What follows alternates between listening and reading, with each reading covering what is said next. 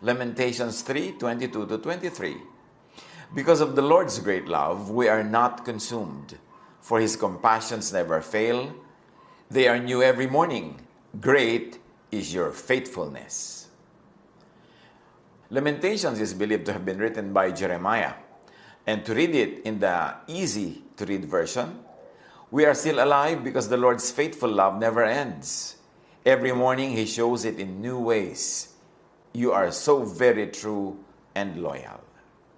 Ito isang very, very dearly loved set of verses. And our main task now is to know, in addition to the usual reading, how to understand and apply these verses, how to see and receive God's eternal and faithful love in its new forms every morning, and thus stay alive. At paano magiging relevant sa ating panahon ngayon ang magiging reading natin and review sa mahalagang mga verses na ito. Ang pamagat ng ating pag-aaral, Survive Times of Crisis. First, the context of the verses are about extreme sufferings that the nation and the writer had experienced. So let us have some glimpses into such suffering essayed by the attendant verses surrounding our theme verses. I am a man who has seen much trouble. God beat us with a stick. He led and brought me into darkness, not light. He turned His hand against me. Even when I cry out and ask for help, He does not listen to my prayer. I thought I would never have peace again. I forgot about good things. I said to myself, I no longer have any hope that the Lord will help me. And we should note that the sufferings are believed to be associated with the conquest and oppression by Babylon or some other power. And we should also note that the people of ancient Judah and Israel ascribed to God everything that happened, whether it was good or bad. Even a lying spirit or an evil spirit from the Lord, they ascribed to God. Sa tingin kasi nila, walang nangyayari sa mundo na hindi galing sa Diyos, hindi pinapayagan ng Diyos. So they ascribe all of this, their defeats, their sorrows, their sufferings, as if God personally and subjectively acts and reacts all the time to whatever the nation does. They believed that they were supremely special to God, so they got confused whenever they got defeated and conquered by foreign powers. Then, this confusion and disappointment is instantly quelled by the belief that their defeat and suffering are God's punishment to them whenever they disobeyed. So nagkaroon ng pinaglalagyan ng mga pagtataka nila, pagdududa, ang mga pag-aalinlangan. So dahil naniniwala sila na sila ay paborito ng Diyos, pagka sila ngayon ay nagdurusa na sasakop na ibang bansa, dumaranas ng mga malagim na mga bagay, ang kanilang dahilan at idinadahilan ay nagiging masuwayin sila sa Diyos. Kaya sila pinarurusahan. Na para bagang ang Diyos ay nag-react sa bawat gagawin nila and actively participating in their daily life, ready to punish or reward at every given time. But to plumb the meaning and application of the contextual verses of Lamentations 3, we need a fresh take on its other underappreciated meaning. Alam niyo naman, syempre, maraming layers of meaning ang Scripture. At merong mga nagiging paboritong pakahulugan, interpretation, application, ang generations of believers, at kuminsan merong mga hindi gaanong napapansin o na-appreciate na pagbasa at pagpapakahulugan sa mga verses. At yan ngayon ang ating tatangkain. Na bigyan ng bagong pansin at tapunan ng bagong liwanag ang maaring iba pang kahulugan ng verses ng Lamentations na ito para sa atin ngayon. At balikan natin ang Genesis. Genesis 2:2-3 sa paglikha ng Diyos sa buong sansinukob. By the seventh day, God had finished the work He had been doing. So on the seventh day, He rested from all His work. He rested from all the work of creating. So sabi ng Genesis, nilikha ng Diyos ang lahat ng nilikha niya sa 6 na araw at sa ika-7 araw nagpahinga siya. Ibig sabihin, nung dumating uli yung next cycle of the 7-day week, nung dumating uli yung first day, hindi na nagtrabaho uli ang Diyos noon kasi na-create na niya lahat. So patuloy na siyang laging nakapahinga.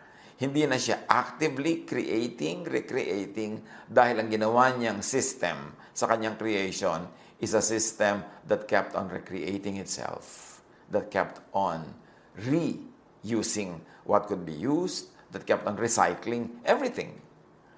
God had finished creation, set unchanging natural law to govern creation, and has set creation on autopilot. So, hindi na kailangan ng Diyos na bumaba mula sa langit para pabagsakin ng isang batong babagsak dapat. Kaya naglagay na siya ng gravity. Nakatakda na lahat ang laws of nature, ang laws of physics, ang laws of mathematics, laws of chemistry, laws of electricity. Kaya ang lahat ng yan ay automatic nang umaandar. At rest, God may not have to personally and subjectively act and react, answer or ignore, reward or punish, give or take to creation and to creatures. However, may choice naman siya kung gusto niya gawin yun. But the rule is, God is at rest when it comes to matter of creation and recreation. Miracle, or what we call miracle, is when God arises from God's rest, personally and subjectively intervenes, suspends, bypasses, or supersedes natural law to accommodate prayer or do something out of the books. Nakaset na lahat. Meron ang gravity. Kahit ka banal, kahit ka makasalanan, pag nadulas ka at nasa gilid ka ng bangin, mahuhulog ka. Hindi mo kailangang mag-pray na mahulog ka. Automatically mahuhulog ka. At kahit ka naman pray na huwag ka mahuhulog ka pa rin kasi may gravity. Unless, of course, nagkaroon ng miracle that God suspends natural law. In other words, everything is set. And even the much demonized Big Bang Theory says that all the fundamental forces of the universe, namely electromagnetic force, weak force, strong force, and gravity, emerge in less than a second. These 4 forces govern all the laws and interactions of the universe. And I will not belabor this theory, but the point is, even that says, nakaset na ang lahat ng bagay. Godliness, blessedness, answered prayer, is in knowing and obeying God's will, which is expressed in natural law. Dahil God ang nag-create ng lahat, paano mo mas makikilala ang Diyos in an objective way? Kilalanin mo ang creation. Kasi kahit sabi sa Romans, nagpapakilala ang may likha sa pamamagitan ng kanyang nilikha. Makikilala mo ang designer pag tinignan mo yung design. At makikilala mo ang Diyos, ang kanyang tunay na will, pag kinilala mo, yung will niya na yon embedded in nature. Now, for the sustainability and balance of creation, God has established natural law, like recycling, balance, correction, and other things. Now, nature is built on the concept of giving and receiving, of reciprocation. Even scriptures say the same. 1 John 4:19, we love because He first loved us. Diba? Cyclical yan. Matthew 7:12, so in everything, do to others what you would have them do to you. For this sums up the law and the prophets. So ang talagang main essence of the law and the prophets is cycles. You give, you receive. You do to others what you want others to do to you. Paulit-ulit, pabalik-balik. All creation have a counterpart that ensures both existences. One cannot exist without the other. And even classical physics talks of duality. Third law of motion. That every action is an equal, opposite reaction. And even scriptures say the same. Genesis 1:4, God separated the light from the darkness. Ecclesiastes 3:1-8, There's a time for birth and death, planting and reaping, for killing and healing, destroying and building, and so on. There's a time for extreme opposites. All of them were made by God. Natural processes repeat and loop back. One is born from the other. Sa astronomy, tinatawag na stellar formation. And Scripture says the same. Ecclesiastes 1:5-7. The sun rises and the sun sets, and hurries back to where it rises. The wind blows to the south and turns to the north. Round and round it goes, even returning on its course. All streams flow into the sea, yet the sea is never full.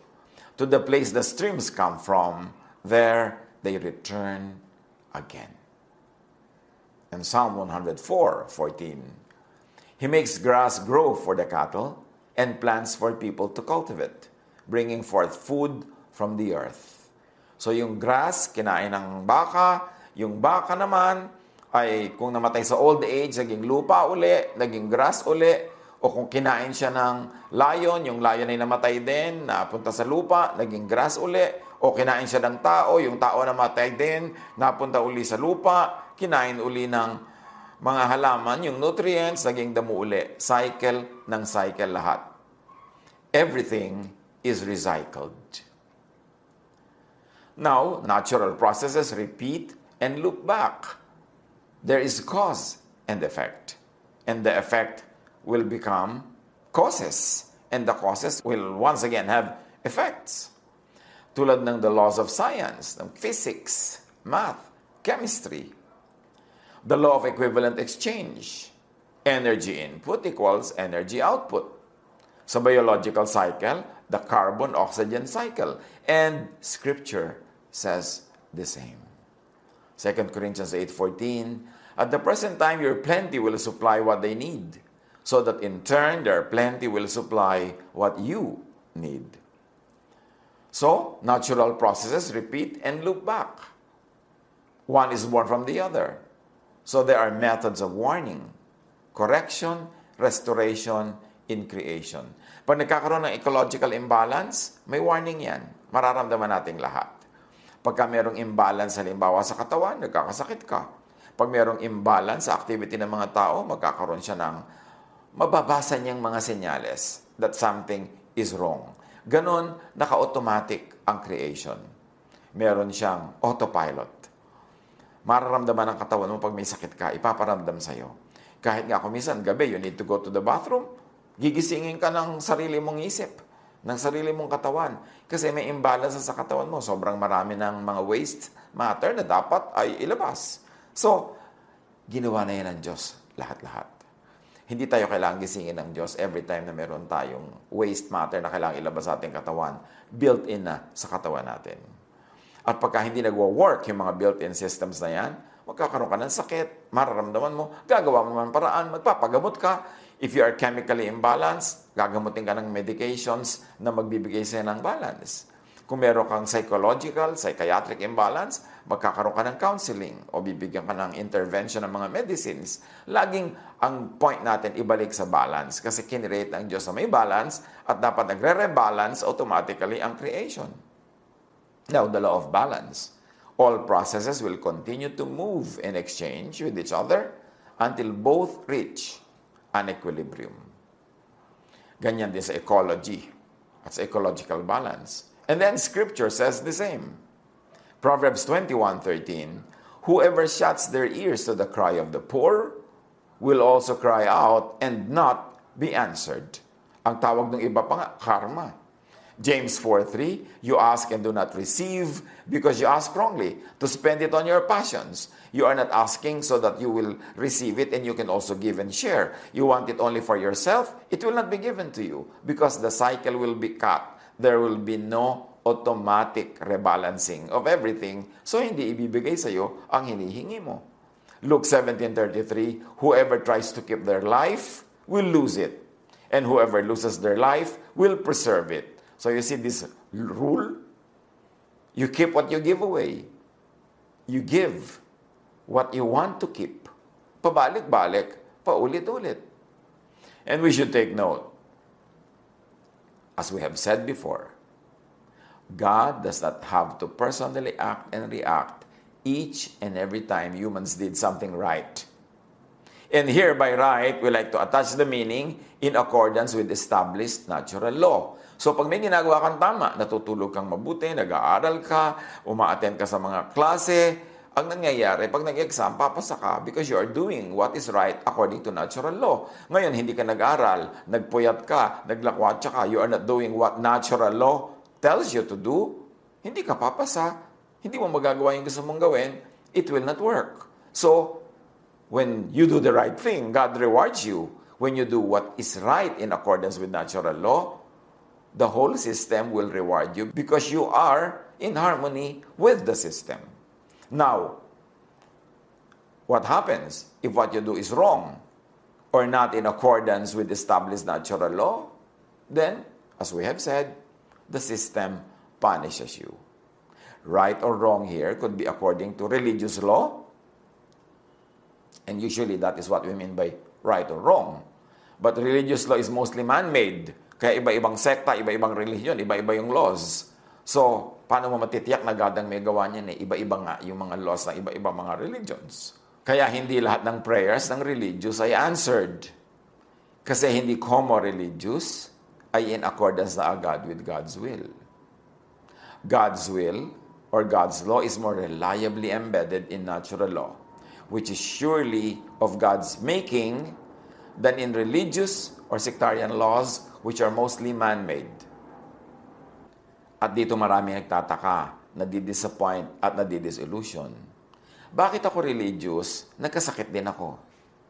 Bakit ang dami-dami na nagpe-pray, namatay pa rin yung pasyente? Bakit masunurin sa lahat ng katuruan ng aming relihiyon ng taong ito, tapos nabunggo ng trend? Maraming nagtataka. Pero ang point is, may natural law. Kahit dala mo lahat ng Biblia sa buhay mo, tapos naglalakad ka sa release ng tren nang hindi ka nakatingin at may tren, lalo ngayon, mabilis-bilis na ang mga tren, masasagasaan ka. Kahit anong version ng Bible ang dala-dala mo dyan. Na kahit na ipagdasal ka ng pagkarami-raming tao, pero pinabayaan mo yung katawan mo, nagkaroon ka ng mga sakit na nakukuha because of a very, very unhealthful lifestyle, binrake mo ang natural law, therefore binrake mo ang God's will, therefore meron yung automatic consequence. Hindi kailangan bumaba ng Diyos mula sa langit para ka bigyan ng sakit. Hindi ka bibigyan ng Diyos ng sakit subjectively. Yung sakit automatically, objectively will come to you when there is imbalance in your body because you break God's will expressed in natural law. Yan lang naman ang gusto natin kanina pang i-emphasize at i-point out. A very fresh reading of Lamentations. What does it mean that the blessing of the Lord is new every morning? What does it mean that the Lord will favor those who are living in accordance with His will? What does it mean to follow God's will? Kung ba religious ka, sinusunod mo na God's will, di ba magkakatunggali nga ang maraming mga religious beliefs, magkakaiba ng reading kung ano ang God's will. At siyempre, bias yung mga tao kung ano yung religion nila. Yun ang tamang religion. Pero yun din ang iniisip nung nado sa kabilang religion. So ano ang talagang malalaman mong God's will? Gravity is God's will. Kasi kahit anong religion mo, may gravity. Velocity is God's will. Kasi kahit anong relihiyon mo, bumangga ka sa mas malaki sa'yo at mas mabilis, ikaw yung matutumba. Because the law of mass. So, tulad ng sinasabi natin, the will of God is very objectively expressed in natural law. So, tinignan natin ngayon kung anong ibig sabihin ng godliness vis-a-vis natural law. Lagi kasi ang binibigyan nating meaning sa godliness, yung religious meaning nito eh. Kaya maraming nadi-disappoint na napaka-religious nila, ba't hindi sila gumaling, ba't hindi sila yumaman, ba't hindi sila pumasa. Kasi nabe-break nila yung natural law, which is the clearer will of God expressed in nature. Siyempre, meron din namang mga religious laws na talagang godly, natural. Meron mga religious policies na talagang from God. Pero paano mo malalaman ang lahat-lahat ng policies kung talagang from God? Especially kung ang mga policies, mga beliefs at interpretations ay magkakasalungat. So mahalaga, alamin yung God's will in a religious way and lalo na alamin God's will through natural law. Now, tulad ng sinabi natin, right or wrong, could be according to natural law, which is God-made. Because you cannot make nature. We cannot create, we can only recreate. Kahit yung mga tinatawag natin mga inventions are only applications of natural law that have been discovered. Pero dati nang nandyan yan, alam na ng Diyos lahat yan, nakalagay yan, embedded in nature. At pag ang mga tao, through instruments, through inquiry, through scientific processes, ay nakaalam ng mga laws of nature at na-apply ito to make inventions, we never create anything. We only rearrange and recreate out of what is previously created by God. Natural law works automatically, objectively, oblivious to people's religiosity, race, gender, or status. Proverbs 22 verse 2, rich and poor have this in common. The Lord is the maker of them all. At sinabi rin sa New Testament, there is now no more man or woman, Jew or Gentile, slave or free, dahil kay Jesus lahat ay pantay-pantay at pare-pareho ng muli. Ibinalik ni Jesus sa original status ang humanity na masyadong na-distort ng maraming mga religious experiences of humanity throughout time. Now, an important part of natural law is this: chance. Kasali yan sa natural law. At naiintindihan niya ni Solomon, sabi niya sa Ecclesiastes 9:11, the race is not to the swift, or the battle to the strong, nor does food come to the wise, or wealth to the brilliant, or favor to the learned, but time and chance happen to them all. Do not be disoriented when chance or stuff happens. Kasali yon. Meron yung accommodation within natural law. Natural law is God's objective, neutral, fixed, and permanent law. Natural law is God's faithful, non-sectarian prophet. Natural law is God's universal law, above human-made sectarian and religious laws. Ecclesiastes 1:7-9. What has been will be again. What has been done will be done again. And Proverbs 22:8. Whoever sows injustice reaps calamity. Paulit-ulit, pabalik-balik, balancing. Therefore, godliness is obedience to natural law. It is one meaning that we are adding to our rich collection of meanings of godliness. Hindi natin tinatanggal yung godliness meaning obedience to religious law. But now, dinadagdagan natin ang appreciation sa meaning ng godliness, appreciation of, obedience to, submission to natural law, because natural law is God-ordained.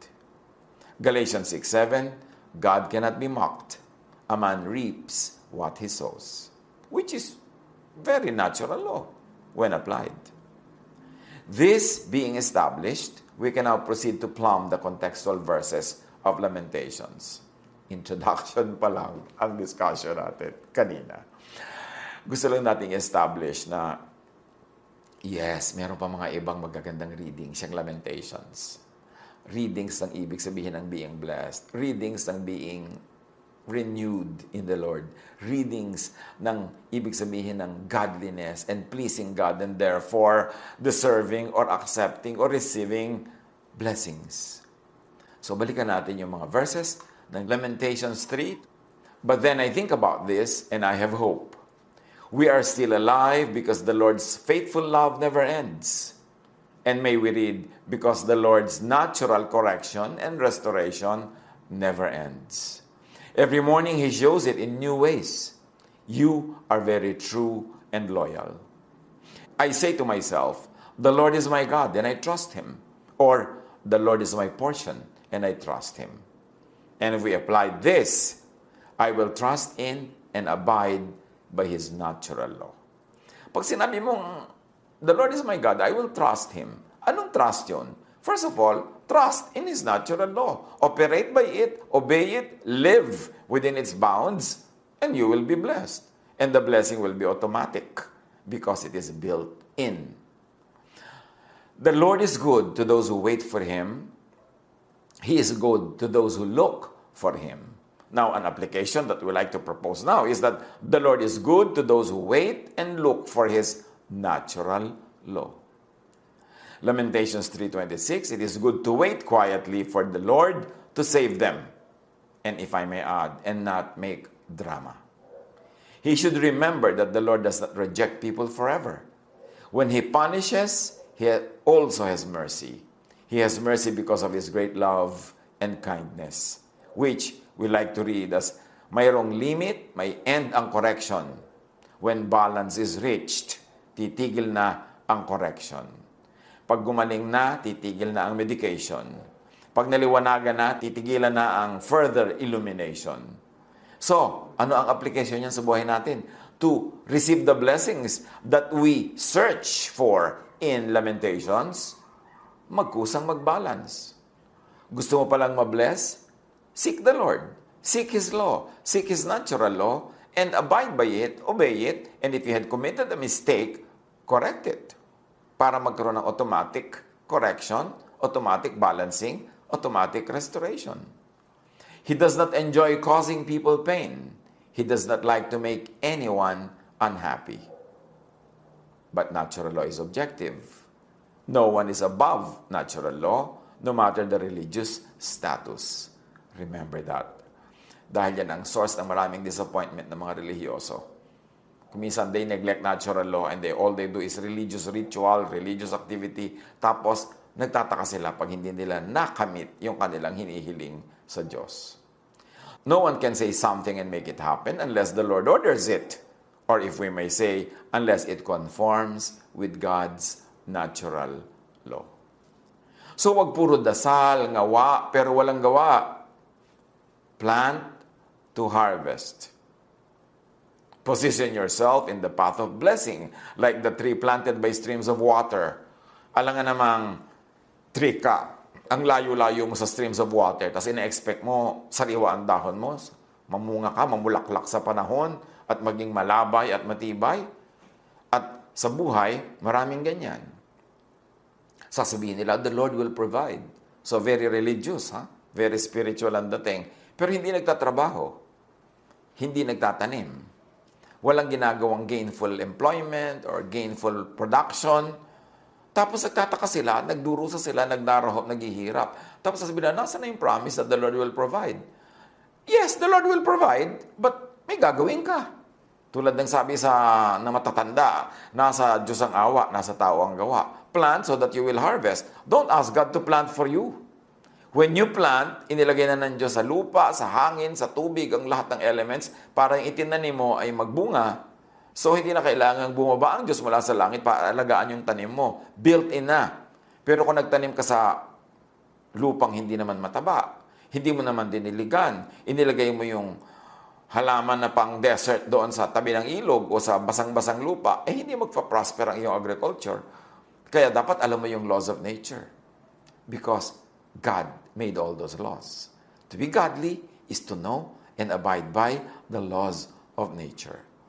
Huwag kang puro relihiyon, tapos walang gawa. Marami yan, mga living by faith po kami. Yung pala, living by hingi. Living by asking people to help them all the time. Faith ba yun? Di ba? Merong mga ganyang mga klaseng paniniwala na hindi sila gumagawa ng practical. Hindi nila ginagamot ang sarili, hindi sila nagpapagamot, hindi sila na bumuhay in a healthful way. Tapos nag-expect sila ng healthy bodies. Respect the law of nature. To disrespect the law of nature is to disrespect the lawgiver, who is God. Do what is humanly possible and practical. Then, pag nando ka na sa dulo ng kaya mo, hanggang doon ka na lang, doon ka humingi ng tulong sa Diyos. Doon ka magpatulong, dahil hindi mo na kaya. Nasa dulo ka na ng kaya mo. Pero yung kayang-kaya mo pa, dapat gawin mo yon. Do what is natural and what is naturally possible. Obey natural law. Do not ask God to suspend natural law to reward your unlawful behavior. God Most High commands both good and bad things to happen. Now, the good there or the bad is only local or personal. Halimbawa, yung tinatawag mong bad weather. Bad weather, halimbawa, sa fisherman, yung good weather sa farmer. Kaya wala namang masungit na panahon. Wala namang masamang panahon. Kasi kailangan ng mundo ang kidlat, ang kulog. Kailangan ng universe ang mga ulan, ang tubig. Pati yung mga baha. You know, the Egyptian civilization was nourished by the flooding of the Nile. So, hindi masama yung flood. Ang masama lang kung tumira ka dun sa dadaanan ng flood. O noong summer, naglagay ka ng bahay sa isang lugar na yung pala, pagka panahon ng baha, aano rin. So, nagiging parang bad tuloy. Again, what is bad there? You did not obey the law of nature. Tumira ka sa hindi mo dapat tirhan. Nagtanim ka sa hindi oras. Lumagay ka sa maling lugar. Nagiging mukha tuloy bad. So, sinasabi natin, God sends us bad things. No, bad there means magiging bad ang result niyan pagka hindi ka nakinig sa God-ordained natural law. So, the lion, for instance, versus the gazelle. Sasabihin natin, ang sama-sama naman ng lion. Humuli siya ng gazelle, ng usa, para lapain niya. Pero pag nakita mo yung lion, sinundan mo, dadalhin pala niya yung karne doon sa mga anak niyang maliliit na binubuhay niya. So, bad pa ba yung lion? Ngayon, yung gazelle, huwag kang magpakalat-kalat kung maraming lion o mag-practice kang tumakbo ng mabilis. That's why they're always together, because the survival of the species, it's what is important in ecology, not the personal survival of each individual. So, ang mahalaga, magkaroon ng balance. So, pag sobrang daming leon, mauubos ang kakainin nila, mamamatay din yung ibang leon, konti lang matitira. So, magkakaroon ng chance na dumami uli yung mga usa, magkakaroon na naman ng ecological balance. Hindi kailangan ng Diyos na makialam sa bawat habulan ng usa at lion. May natural laws at work. So, usa ka, ikaw natapilok, mahirap ka kang tumakbo, ikaw ang didisikitahan ng leon para madali kang hulihin at makain. So, meron ding cause and effect involved here. The fisherman or the fish or versus the fish. Masama ba yung fisherman? Hinuli niya yung fish? Paano hanap buhay niya yon? Kaya lang, kung point of view mo, ikaw naman yung fish na nawala ng nanay dahil yung nanay mo nahuli ng lambat, di bad yung fisherman. But the point is, the whole ecological balance between what you call preys and predators is set. Kaya mahalaga, hindi tayo nakikialam, hindi natin dinidisturb yung ganong mga situation. Kasi pa nagkaroon ng mga imbalances, even in a faraway forest, your life in your town or city will also be affected. Dahil merong imbalance, it will be corrected objectively. Kahit anong dasal ang gawin mo dyan, ang kailangan, yung dasal mo is in accordance with God's will. Mag-reforest ka. Huwag ka lang magdasal, Diyos ko, huwag niyo pong pabahain. Ang tanong ng Diyos, kalbo ang mga gubat, ba't mo kinalbo? Magkakabaha talaga. Don't make me suspend the laws of nature that had been there even before you were born. Why don't you just conform? Bakit mo pinapabayagan yung mga tao na kalbuhin nila mga gubat? Tapos sila lang yung nakikinabang, ang dami-dami mga tao, babahain, sila yung magugutom, sila yung malulunod, sila yung maiistorbo sa kanilang hanap buhay, magkakaroon ng imbalance ang buhay nyo kasi merong imbalance yung nature. So kahit anong gawing dasal, ang mga relihiyon, kailangan yung dasal na yun is in accordance also with practical obedience to the other will of God that is not religious, the scientific, the natural law of God. Universally, everything in creation is good. Why? Genesis 1:31. God saw that all He had made, and it was very good. Dapat lang tayong mga creation ay nasa tamang lugar at ginagawa natin ang mga bagay sa tamang panahon. Ecclesiastes 3:11, He has made everything beautiful in its time. No one alive can complain when He punishes them for their sins. Let us check and see what we have done. Then let us turn back to God. Now, of course, sins ang pinag-uusapan dyan. And most of the time, ang magiging definition naman natin sin is within the religious frame. Yung sin according to the religious doctrines. But sin could be moral or religious. And also, as we have been laboring to explain, sin can be acts against natural law, science, logic, and common sense. Bakit sin yun? Because when you sin against natural law, you are sinning against the lawgiver who is God.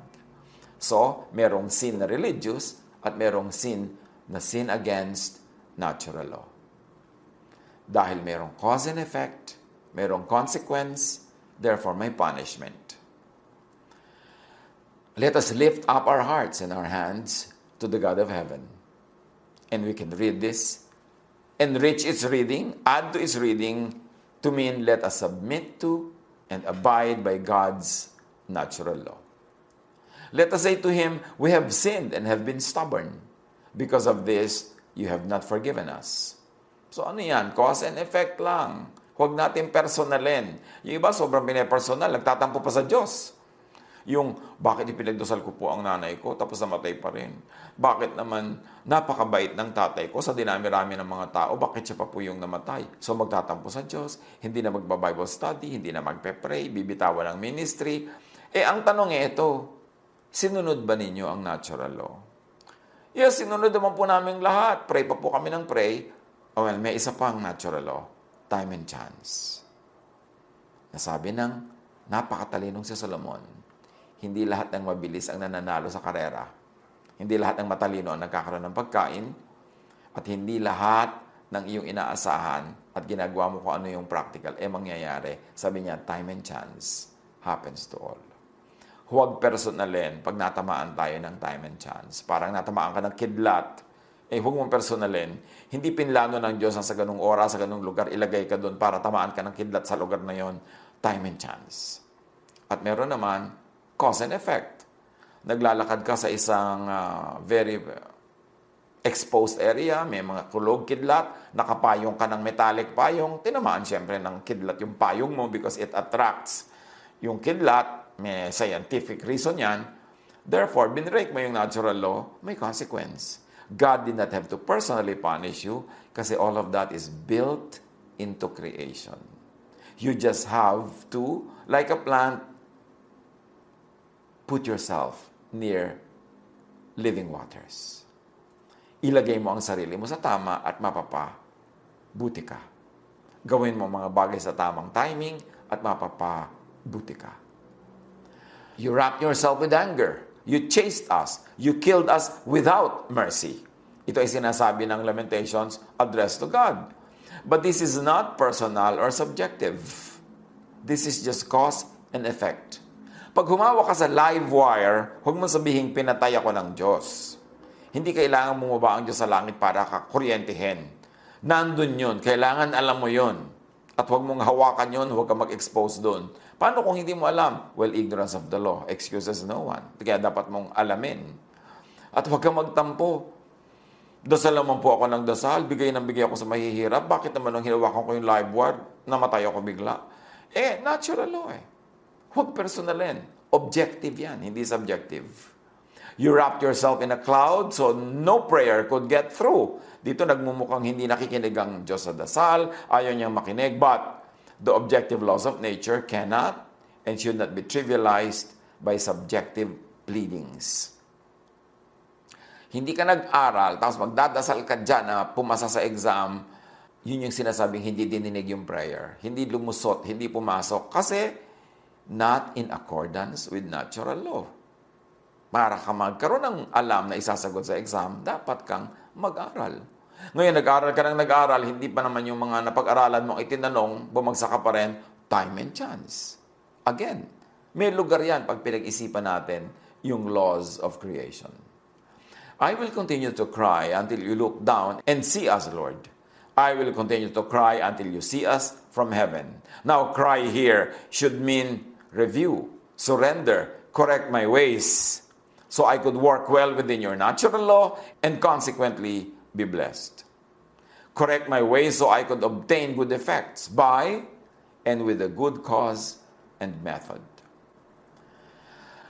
Paano natin i-apply ang ganito mga bagay at mga isipin?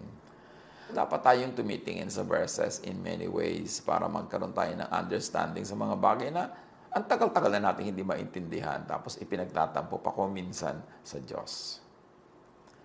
Survive by, thrive in, benefit from God's steadfast love, mercy, and faithfulness by understanding and abiding in His will, His natural law. By doing what is scientific, logical, natural, and practical, because that is godly.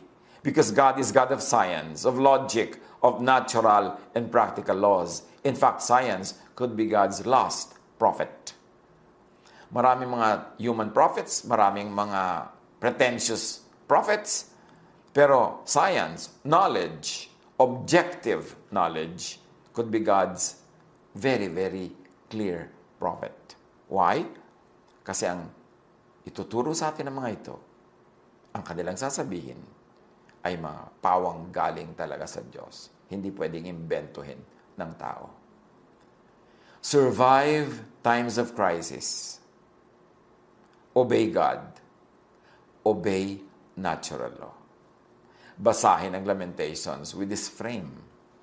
At gusto nyo, basahin nyo pa rin sa dating frame at idagdag ang frame na ito para lalo nating ma-appreciate kung anong kahulugan to live according to God's will and to be blessed by God because we are doing His will.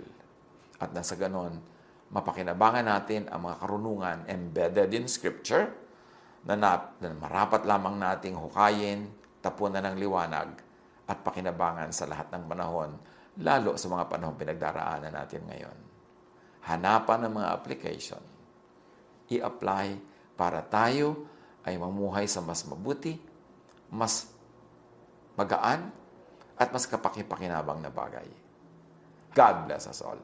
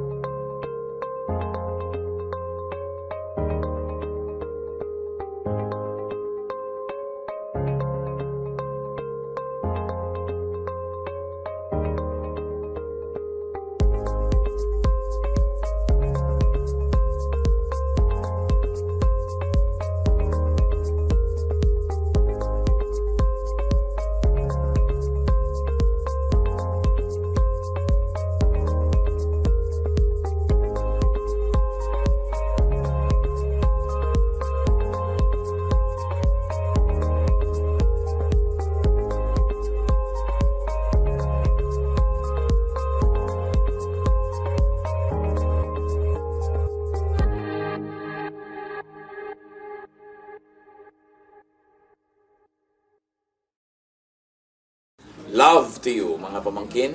Dito tayo mag-aral ng salita ng Diyos. Dito tayo mag-aral ng mga practical na bagay, magdalanginan para sa isa't isa, makinig ng mga mensahe, at dito tayo magsasama-sama spiritually sa ating official Ed Lapiz YouTube channel na ang address ay Sabi ni Kuya Ed. Remember, dito tayo ha? Sabi ni Kuya Ed, ang ating official YouTube channel. Do not forget to subscribe. Click the subscribe button and ring the bell for notification. Like, comment, and share our official YouTube channel. Visit Ed Lapiz website for daily devotion, audio podcast, latest video message, send your prayer request, subscribe to mailing list and more. Visit edlapiz.com.ph.